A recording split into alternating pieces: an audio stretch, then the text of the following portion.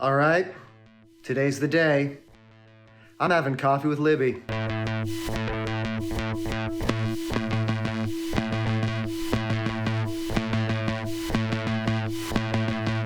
you ready?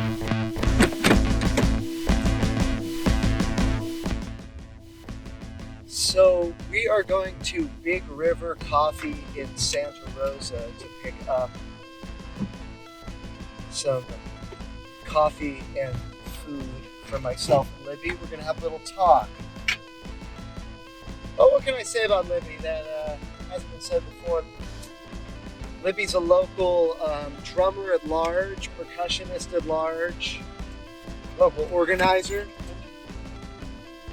Libby just released a new album. It's a sequel to their earlier album, Terror Jazz. And I'm excited to talk about it. Oh, they're putting those little yellow dots on the road.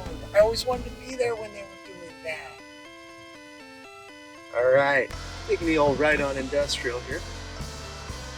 Iron Ox Brewing Company. There's Bottle Barn. Here's the House of Rock. And right across the street, Big River Coffee. I want coffee so bad.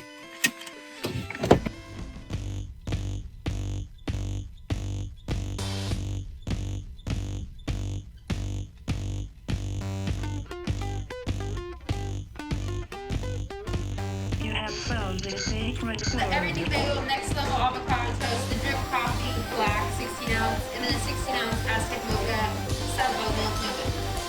Awesome. Sweet. Thank you. Little, got a little card. I'm already 3 in.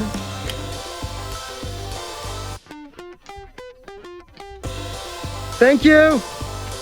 All right, here we go.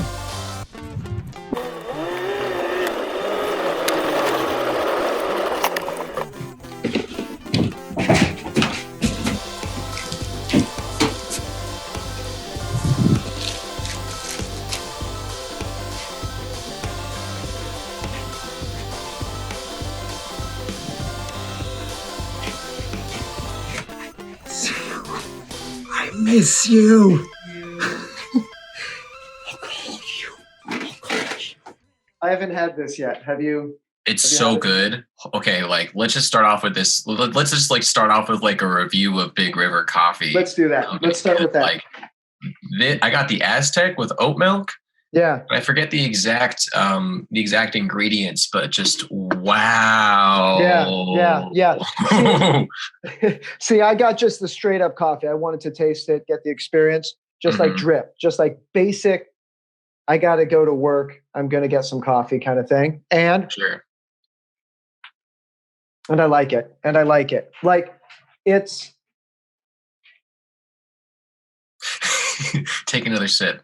I'm trying to find the notes. Yeah. Get your profile going. Gotta find the right flavor profile. It's good. Okay. It's good. I don't know. I don't know. It's good coffee. It's good coffee. And now I'm going to try this. This was the thing. I got an avocado toast that, Right. that is like a balsamic kind of arugula beast. And it's good bread. It's got like this cranberry bread thing. Ooh, cranberry bread. That's Cranberry dope. bread with avocado, with tomato, with balsamic, with arugula. And they call it the awesome avocado toast. And I have to agree. I have That to agree. sounds And I'm not an avocado toast person. So, you know? Neither am I. Yeah. I'm allergic to it, frankly. The coffee's great. Go support Big River Coffee Company. Nice people. It's a Black-owned business. And we got to do more of that here in this county. Yeah. It was great. This avocado toast is fantastic. And you got the Aztec. So Highly recommend oat milk. If you're lactose intolerant, they have oat milk options. I mean, most cafes do now, but like this dish is really good. Yeah. Go there. Yeah. Buck Starbucks. Yeah. So, how you doing over there? You know. Hard question to answer. I might know. Do you want the too long didn't read, or do you want like a story? I mean, we got some time. I don't think we have a set amount of time that this needs to take or whatever, you know. So I'm just moving my phone because I actually have the album here, and I wanted to be able to look at the things. Oh, by the way, first time I listened to the album, I was stoned. Good. Thank you. Oh my fucking God. Oh God. Thank you. It was so very intense. It was so very intense. And it was like, it was really good because like, we're all kind of stuck right now with ourselves, you know? And like, that can bring up a lot of stuff, you know? And then it can also bring out a lot of evasion, you know, as well. You're trying to not deal with yourself in one way or another, or you know, you have so much time to reflect. And so, but then I listening to your album, it was just like, no, Josh, you're here. Libby has laid this out for you. You are now on a journey. You are Super Mario. You are Mario, and you're going through your own, you know, subconscious hell. And it was really great. Why am I a plumber? What is this? Why am I jumping on shit? I don't even understand. Totally. Yeah. I'm coming back. Yeah, go ahead. Thank you. I mean, I'm thank you for listening to it and sharing it, and I'm glad you enjoy it. I'm learning how to take compliments still. So if I don't sound enthused, it's just because I'm like, people like my shit. Okay. Yeah. That's cool. Yeah. But yeah, it's good. I'm glad that people are enjoying it and finding that like video game sound to it. That's definitely I mean, video game music is a big inspiration for me, and I've always felt a sort of just like elation from hearing those weird little 8-bit sounds. And it's got like a lot to do with like childhood and growing up and shit. Like love Mega Man, Zelda, Metroid, what have you. As I've been slightly diversifying my game interest, I've been trying to get into like, I want to start like getting into like actually doing like game soundtracks and like film soundtracks and things, and that would be really cool to, you know, like learn to get the tools.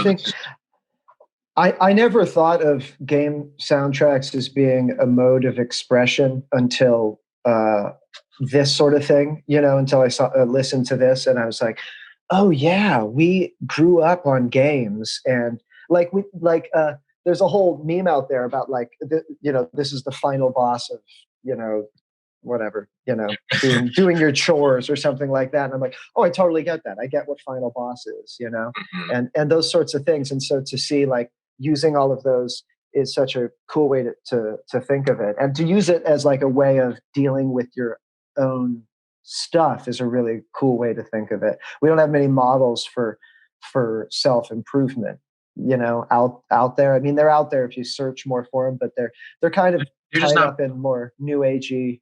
Well, yeah, I mean, they're not really like, they're not like put out in the forefront, you know. I mean, like self-care, like to go on like whatever people will call like a political thing. I mean, I don't think it's really political, but like self-care has definitely been like very co-opted and whitewashed in a lot of ways, and it seems like it is generally more accessible for like a certain class and certain people of a certain skin tone. Like it's unfortunate because it's to take care of the self is such an important and revolutionary thing, and the system that we are operating within does not allow for that kind of thing. It only allows that for like, you know, people up top. It's supposed to make it trendy and not it's a luxury. Exactly, when it should be the fucking baseline by which we operate. That's a really good point. This Big River coffee is starting to make me very caffeinated. So this I mean, I'm taking small sips. I'm just like, okay, are we going right now? Because we're going right now. I feel like I just got to power up. I don't know. I can't do the 8-bit sounds. I remember I had some other friends that were way into making that, and I was like, what are you talking about? We have like all of this stuff, but it just hits this thing in you. It's really cool. I keep thinking of Mega Man. That one, I think musically was something that I can just reach back to really, really easily, something. And the Mega Man was really cool too, because you'd go to these different worlds, Yeah. and like, it really felt like you were choosing to embark on this mission, which I could really get behind, like you would see the bosses, like you'd see like Snake Man or something like that. And you're like, I want to take on Snake Man, like there's something about Snake Man that resonates with me, and I'm going to go after Snake Man. And, you'll save like Bubble Man till the end or something, because you're not as concerned with Bubble Man. Like there is like this sense of like, this is my journey. Mega Man. Well, it's funny with Mega Man because the way that those games are set up, like every boss has a weakness to each other, right? So it's ideally you go into every stage in each, or like in the order by which to fight the bosses to. You holy shit, like in Mega Man 2 you get the Metal Blade, and Mega Man 2 is a bit of an outlier because Metal Blade destroys literally everything, but generally like you start with that, you get something else, makes every boss easier because it's like it's a rock paper scissors game between stages, and you can and you improve by taking in the I don't want to abstract it too much, but you gain power by taking in the abilities of your nemesis in a way, by assimilating, by reaching some kind of synthesis. Well, it's like tactics. You take their tactics and then you use it, and then it's so actually talking back to protesting and other things like that. Take the tactic the oppressor and not necessarily adopt the tactic as it is, but like analyze that tactic, see how it's useful, and then turn it on its head and turn it against the other people. Like not systems at hand. All right. So we're talking about first we're talking about video games and growth and the idea of progressing and assimilating these boss strategies and whatnot. And I can totally see that connection to your music, and in that you're essentially doing a Mega Man thing. People are going through and fighting their boss, but now you're bringing up something in the real flesh and blood world with protest. Can you explain that? I don't. Yeah. Oh no, yeah. I mean, like it's funny because like when you think about like you defeat, like in Mega Man, you defeat the enemy, you defeat the boss, and you gain their ability, and you can use it against other enemies. Yeah. It's not an exact translation to protesting.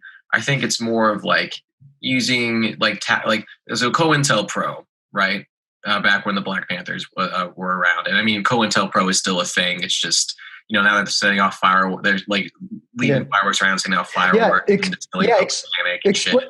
Explain what it is for folks that are watching that might not know, and spell it out. Police tactics. So recently, for the recent protests, cops have been leaving fireworks around places for people to use, or just setting them off themselves, like in the Bay Area. They've been going off in Santa Rosa. I don't think as frequently as it's been going on in like the Bay proper, but also I could just be more desensitized to the sound of fireworks. I don't know. It might have already worked. But COINTELPRO was, I forget which president was at the time, but I don't have all this stuff memorized, but it was essentially just a counterintelligence program to effectively wipe out the Black Panther Party, and specifically take out Fred Hampton, because what they realized that Fred could unify people and possibly topple the entire capitalist system at that time. And so the people in power were like, no, we can't do that. So they developed countermeasure strategies to take out the Black Panthers in any way they could. And I forget exactly what that was, but just psychological warfare and some other shit. No, there's a really great film about that came out last year about this CIA person tracking. I don't know. Anyway, maybe we can put it at the bottom. Let's put it at the bottom. I don't know. But anyway, like okay, so Mega Man connects how in terms of strategies? Okay, because you're an organizer, you're an activist in the scene right now with going out there and raising awareness about police brutality and specifically in Sonoma County and the things that need to be changed in Sonoma County and raising awareness and such. I mean, you can explain that a lot better than I can. But like, there's like a strategy. There's like a strategy thing. Yeah, we're getting into it, aren't we? We're going for it. We're going for it. I'm just going to keep the product placement going the entire time because this is also just fucking really good. I know. But yeah, with protesting, it's in organizing. It's not just going out and going into the street and demanding justice, right? I mean, like that's only so effective. We have to talk about like legal strategies. We have to understand how the city council board works. Like we have to understand like what police procedures are. We have to understand like legal shit. Like there's so much homework that goes into this. And I'm still like, there's that homework in terms of like how to organize, but there's also the internal homework of decolonizing one's brain, addressing one's internal prejudices and the ways that we've been indoctrinated to operate within society. And then 2, work on those indoctrinations and learn how to dismantle that with care and love. So say it with care and love. Yeah, because like we are like I know for myself when I've tried to motivate myself through guilt and shaming, it just doesn't work. Like it does not work. You have to treat yourself like you have to parent yourself, and you have to be your own really dope ass kind parent, and that's hard because we're not programmed to be that. We're programmed to be really hurtful towards ourselves in a lot of ways. The circus of guilt and shame. That's where we're put. Yeah, Castle Stage 3. And it ties back into the track number 4. Which track one? number 4. Fall Under Destruction. I think. That's 5. Guilt begets stagnant or something like that. I forget what I called it. Oh, that's Stage 4. Yeah, I'm sorry. Stage 4. Yeah, it's funny because I think I looked through the album and I was like, I can't count. I went from Stage 1 to 2 to 4, but I'm just gonna let that be. I don't really care. I'm just gonna let that be a thing. People can ask me 20 years like, so why is there no Stage 3? I'm like, I'm gonna release it in like 2 years and then just never release Stage 3. That's what I'm saying. That's a great idea. You can have this secret Stage 3. Yeah. But like guilt, that stage 4, Guilt Begets Stagnant, is actually an old track that was from my first album, and that was Terror Jazz. Yeah, that was originally called the Terror Theme, and I realized I'm like, this is I feel a certain way about the way I branded it. Like it was like accurate to how I was feeling at the time, but also I'm like, am I really trying to incite terror? Not really. It's not really my message. But I'm really trying to. And so getting back to the song, the song was about me going through old guilt and shame from like ish that happened when the fires first started, and like from where I was mentally back then, and like how I was affecting my relationships. And that was. Oh, sorry. Yeah, and so that spot in the album is like me falling back into that place. So Terror Jazz came out of the fires, right? Yeah. And then this is coming out of a similar feeling, but a couple of years later, and in the middle of this.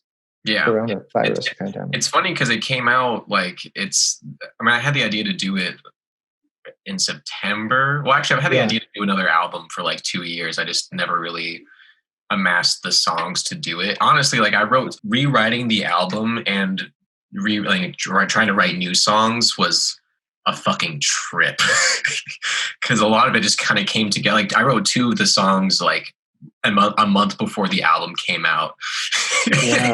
Yeah. But sometimes under pressure like that, it can just really, really squeeze something out of you. Hardcore. And it's funny because one of those songs is like my favorite song in the album to listen to. Which one's that? It's the Power Up song.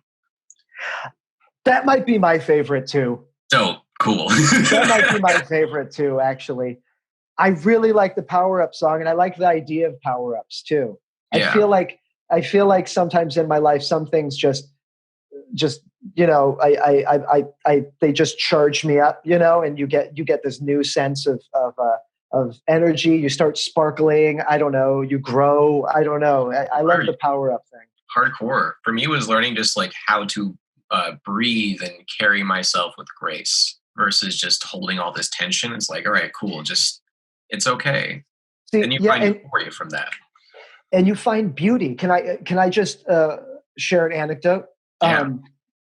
When I think I may have told you this before, is when I went to see you do your first Terror Jazz show or something, or it was the first one I saw at the Orchard House, and I was like, what is Libby going to come up with? Like it's called Terror Jazz, and I know, I mean, playing, okay, for everyone out there, Libby and I have played a lot of music together as the Crux, and I am used to Libby just barely restraining themselves as we play, and just I've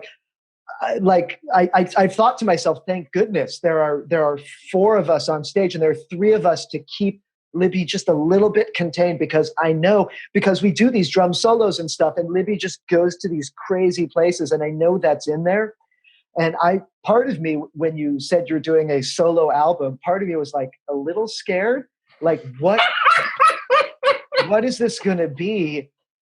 And what, you know, like where's the foundation going to be here? Is it just going to be Libby screaming for 45 minutes? It could be, I don't know. And so I go to this show, and I'm totally ready to like go into this deep chasm. You looked worried when I saw you. Now I remember, you did look worried. I had the shakes. I was shivering a little bit. I was scared. And then you started playing it, and I was like, this is funny. This totally takes you on a journey. It is like going to Mordor. It like, I could follow along the whole way. And there were times that I wanted to laugh. There were times that I felt sad, and it was just, and there were like cathartic moments. It just wasn't one giant stream of catharsis. Like it really went, you know, somewhere. And that was, that really was a moving experience for me. And then listening to the album was similar. And then seeing you refine it into this thing is just really, really something beautiful. I think a lot of people can get something out of it, especially if they have any Mega Man-esque foundation to work off of. So, yeah, I mean, thank you for making this. You get pretty hardcore on it. Can we talk about, I mean, without getting too, you know, nerdy? Let me tell you right now. Are you talking about emotions of the album, or like how I made the album? I was going to talk about making it, and I was going to talk about your sense of rhythm and your thoughts on that sort of thing. Like there are some, you know, huh? Yeah, I thought we were going to talk about like my emotions. I'm like, okay, I can just give the too long didn't read, but like, let's talk about the actual album. Well, we can go back to that later if you want it. We can just let's end. I think we should end this crying. I don't want to. I have a work meeting at 2. I don't want to end this crying. just bloodshot eyes. It's like, Libby, you okay? I'm so high. Just give me a moment. So can you? I don't know. Like, there's things in this album where it just really catches you unawares in terms of it has a metal-esque kind of use of time, right? Am I correct? There's some like, I wouldn't necessarily call it doom, but there's some like thrashy stuff in there a little bit. It's more like rhythmically close to what I would call like punk music in some kind of ways. Yeah. It's like if I were to like put like a genre to the album, which I don't believe in. I personally think genre is just a capitalist construct that don't need to be a fucking thing, and they're only made for music reviews and for the shitty music industry. But if I were to classify like it's like video game punk pop thrash, pop punk thrash. Yeah, that's great. No, that's perfect. I really like that. Yeah, because there is a poppiness to. There are these phrases, that are catchy. They'll stay in your head, even if they're in like. So, or some in five, counts or something. Some are difficult to count. They're not traditional. I did some melodies. fucking. Huh? What? I did some fucky shit in this album. Yeah. I mean, a lot of it because I did it in Ableton, and I'm kind of new to using Ableton. I was mostly doing it in this thing called Session View, where you can just put in different little sound clips and then stack them together and then play them all at once in a line. So it's kind of like filling out a timesheet with us. It's like filling out a timesheet, but like with different musical parts. And then I put drums in the bottom of it at the end. Wow. That is so interesting. So could you visually see it while you were making it then the whole time? Not when I was like not when I was like playing the parts, but when I was like trying to arrange all the stuff. Yeah. And I kind of want to. Oh.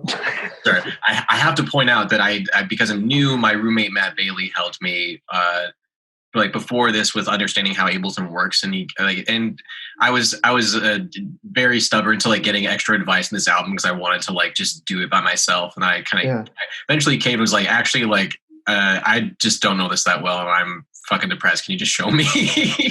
Yeah. And so shout out to Matt Bailey for helping me, even though I was stubborn as shit about it. Absolutely. Absolutely. Oh, and Katie Fitzgerald, who did the art, like the art is so good. It we could pull that up or something because it's really powerful. Yeah. And it speaks to the process too. Like it does. I'm looking at it right now. It's like there's one main block in the center with the thing on top of it, and there's a bunch of little things around it, but it's all like similar material, and that's basically how I made the album. The block and then the similar material all around it, and it looks to me like a kind of like a little like an arts and crafts setup. Yeah. It looks like construction paper or something, which kind of brings in that same kind of nostalgic feeling that the 8-bit sound does for me. I like it because it doesn't necessarily remind me of a video game, more so than it much more so reminds me of like the process of just creating in general. It's like there are some really sweet nuggets out there, but there's also there's a fair amount of discord. There's some underlying thing that's kind of like it feels kind of like just like for me life. Like there are some consistent things that you will see that are made from the same materials. Like I feel as though we're kind of a lot of the tools we've been given. Like talking about tools of oppression that we've learned from our oppressors. We have to dismantle those tools and build new ones. And that's totally using the boss's power, and because that's just, I guess that's just what you have to work with. I mean, there's this whole element of art and living that is about using what you're given, even if what you're given is an oppressive situation or something like that. It's kind of this. I guess it's empowering. The ability to to do something with the circumstances that you're given on your own terms. For me, it more so speaks to like I'm born with depression and anxiety, and I have generational trauma, and like Lord knows what else happened to me that I haven't actually processed that I don't realize. So we can get to that privately, but that I'm born with that are out of my control, that are like I can't eliminate them, but I can manage them. So this isn't about kicking out the monsters that are in my closet. It's about letting them into my house and saying, you can hang out here, but you got to be chill. Here's some tea. Here's some video games. Go sit down. Because all my emotions are valid. It's just that I have to learn how to I got to deal with those, and I got to learn how to balance them out. you end not with freeing the city, not with rescuing a princess. You end with a big hug and the words, "I forgive myself." Yeah. I saved myself. Yeah. Yeah. And so that's where it is. I really, I really like what you said about self-care being, not being a luxury and being something that we all have to do. It's just part of life. Yeah. Well, it's What do revolutionary. It's revolutionary. It's revolutionary Yeah. in this society for sure, for damn sure. Yeah, because if you're outside of the norm, gender, I mean, any of the things that make you, not be, a centered, group, you develop this your own self criticism that must be overcome. Yeah, I mean the layers of yeah. For those who don't know, I'm gender nonconforming. I use they them pronouns. While I'm generally like mask presenting, I like to be called babe. It's a vibe. Yeah, with understanding, like I understanding. Well, for me, so actually, funny story. Actually, not even really a story, but funny that we mentioned using our oppressors' powers against them. So we have to talk about privilege, right? And how that extends its ways and tendrils, and how that just exists within our society because of capitalism and white supremacy. So I am I'm black, I'm light skinned, I'm mixed. So I do while I do receive racist comments sometimes, and I definitely have experienced just racism in general throughout my life. I don't receive it as often as people who are darker than me. Also, being most people think I guess I'm male passing in that way, or cis male passing. Most people probably respect me more than other people that are more femme presenting in general, and I can use that to my advantage. I've already benefited from it, right? I've gotten a lot of gigs from people. I've gotten a lot of calls. Like, people generally don't see me as threatening. Most older white women want to adopt me, which I have some feelings about, although I do love them very much. I'm not sure how my mom feels about it either. Yeah. But, there's a bunch of things that I think about, and while it can be really frustrating a lot of the time, there's always a consistent level of frustration underlying the way I walk in life. I understand there's things that I can do to help the cause. And what's more important than stewing in my guilt for feeling privileged, and instead of stewing my guilt for having privilege, I just well, fuck that. I'm just going to learn what I can and just do better. Yeah, and I feel like I feel like forgiveness kind of gets a bad rap out there, because forgiving is not eliminating. Forgiving is not completely overcoming. Forgiving is a different process. To forgive yourself for things that you might feel guilty for, or that sort of stuff. It actually means accepting. Those complex feelings, and finding a way to start from there. Yeah, and I haven't fully gotten to the forgive. I think forgiveness is a reoccurring thing. I think that our traumas and our responses to them, or our response to trauma, evolves as we grow. And because we're raised in a society, these patterns are going to come back. And, talking about decolonizing the brain and understanding our relation to whiteness and what do we benefit from it.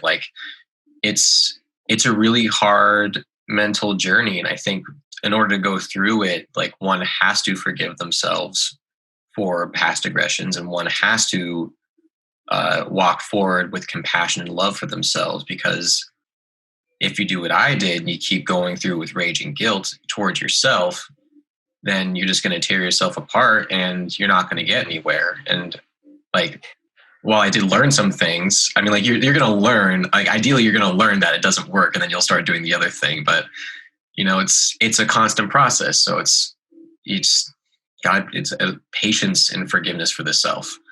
Not to say like you don't have, and other people aren't entitled to forgiveness from other people. I'm not saying like there's some egregious shit that people have done where I'm like if you don't forgive that person, like I fucking understand. That's real as shit. We talk about number 45. I'm like, no, I don't forgive him. Like I think he needs a kick in the head. And like if I'm gonna get caught for that, I see you, FBI. I mean, you can come and get me because you might as well fucking kill me because, you know, that's what y'all do anyway. Yeah, but so demanding forgiveness, on that kind of level is different, right? Yeah, it's much more so like this album for me is like a very introspective journey that I'm just sharing with other people. It's my template for like what I've gone through in the past, like, or what I've partly what I put myself through in the past 3 years, and part of else what I've just gone through in the past 3 years, and like understanding more of. It's an ongoing process, and this like while I say like at the like this is I gave myself a big hug. This can be a journey of months or years. This can be a journey of honestly even a few minutes. Like it's very just like for me it's an album that can span like whatever kind of time frame you're feeling these feelings, and like this is how I experience this process sometimes in different parts and different stages, but it can be that long, can be that long, can be this long. Totally. It could even repeat, do you think? Yeah, all the time. It's consistently repeating for me as I'm learning new things and learning about when I realized like things that I've done in the past, or like where I've realized where I've exercised my privilege in ways that aren't necessarily the most beneficial to people. Like I'm like, okay, well, this is not the most ideal thing that I've ever done. So, okay, we know that. Let's move forward. What do I do better? Like, how do I do better? Let's figure that out and do that. Well, I think so many of our friends, of your friends, including myself, are in a place right now where this kind of journey is really useful, and one that we're undertaking. So, I mean, thanks. I'm going to listen to it again after I get off the call with you. But yeah, I mean, thanks for coming on. Thank you, Big River Coffee, for feeding us and getting us caffeinated for this. Good. Go support them. Fuck Starbucks. Don't go to Pete's. Go to Big River Coffee Company. Yeah, check them out. I'll find you. I won't go to your house, but like, I'm gonna be mad. Yeah, they'll mail you a very strongly worded letter. It's gonna say "fuck" on it. That's what it's gonna. I'm gonna mail you a letter that says "fuck," and you don't want your kids to see that. Go to Big River Coffee. Yeah, don't do it. Don't do it. So, great. Okay. Well, do you feel? Also, I just want to say, like I've seen you out there and being really positive for the whole community, lending, not just your presence there, but also looking out for other people. You're out there keeping an eye out for other people, like during the 24-hour protests where people were camping out. You're bringing your music out there to the by leading that drum line at that march and everything. And it's so cool to listen to this and see a part of what got you to this point where you're able to give yourself to your community, in a way, and starting from the inside to do that. So it's really great to talk with you about this. Do you have anything else that you feel like you'd want to kind of say or anything? All cops are bastards. Abolish the police. Everyone in the city council should absolutely resign. We got to repeal Measure O and figure out more community care and mutual aid for each other. Don't believe a lady in the white Porsche who said that the protesters were aggressive at her because she ran through the crowd, and that's frankly not debatable. Also, I don't trust the Press Democrat. There used to be a Confederate Confederate newspaper, and I don't really think that's actually changed much. So go ahead and flag me for it. But go follow North Bay Bohemian and don't follow the Press Democrat for news because they're running smear campaigns. Shots fired. I don't give a shit. Well, it's really great well, it's really great to have you on and hear what you're, where you're coming from and what you're saying, and especially to share a meal with you, even though we're far apart, and to talk about the art. So thanks for this. And I've never done one of these, so it's just exciting to have an opportunity to. I got you, babe. Thanks for hitting me up about this. I'm glad we could finally do it. I've been running around a lot. I know we haven't had much of a chance to check in or catch up. As I'm sure it's true for a lot of people. I mean, we're trying to call one another and stuff like that, but this sort of stuff is so key. I'm glad we could capture it. Thanks. All right, babe. Okay. Love you. You too.